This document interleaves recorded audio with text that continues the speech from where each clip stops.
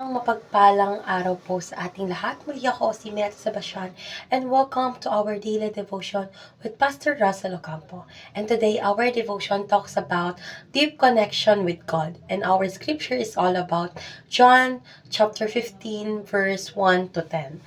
So NIV version, I am the true vine and my Father is the gardener. He cuts off every branch in me that bears no fruit, while every branch that does bear fruit, he prunes so that it will be even more fruitful. You are already clean because of the word I have spoken to you. Remain in me, as I also remain in you.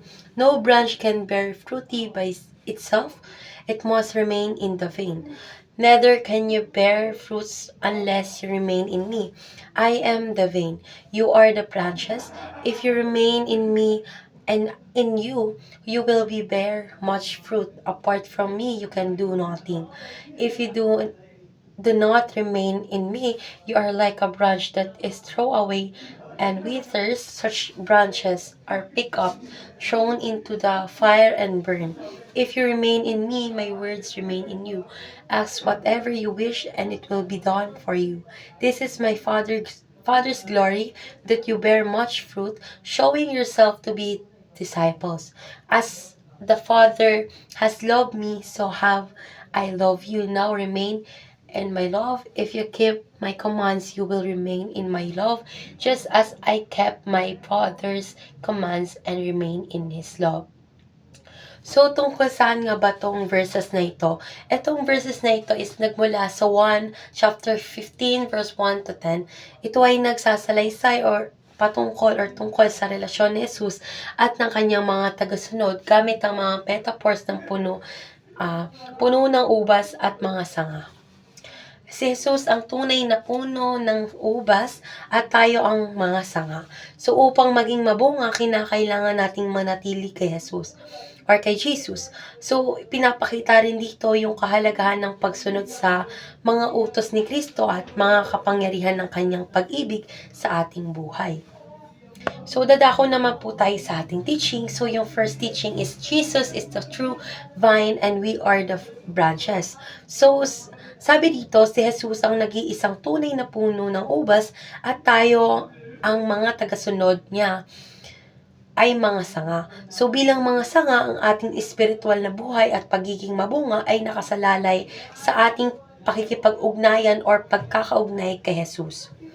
So next application is the branches must remain in the vine to bear fruit. So upang makapagbunga ang mga sanga ay dapat manatiling nakakabit sa puno at sa puno ng ubas. So ang ating patuloy na ugnayan kay Jesus ang susi upang maging mabunga ang ating buhay espiritual.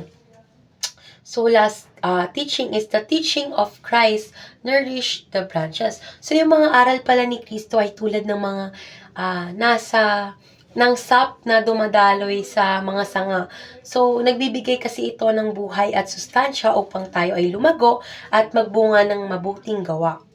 So, dadako naman po tayo sa ating application. So, yung first application is remain in the vine, not just attached to the vine. So, hindi sapat kasi yung simpleng pagdikit lang natin kay Jesus. Dapat, meron tayo or kailangan nating manatili at patuloy na humugot ng lakas at sustansya mula sa Kanya. So, second application is remain in the love of Christ, not just known the love of Christ. So, dapat hindi lamang dapat alam natin or dapat nating alamin ang pag-ibig ni Kristo. Dapat, kundi dapat din nating itong isabuhay at iparamdam or maramdaman sa araw-araw. So, last application is remain in the teaching of Christ, not just appreciate the teaching of Christ. So, hindi sapat yung mag-a-appreciate lang tayo sa mga turo ni Jesus. Dapat natin tong sundin, i-apply, at isabuhay sa ating pang-araw-araw na pamumuhay. So, dadako na po tayo sa ating last part, which is discussion. So, our discussion is all about why does intimacy with Christ result in bearing fruits? So, para sa akin, ang pagiging malapit kay Kristo is nagbubunga siya ng mga mabuting gawa.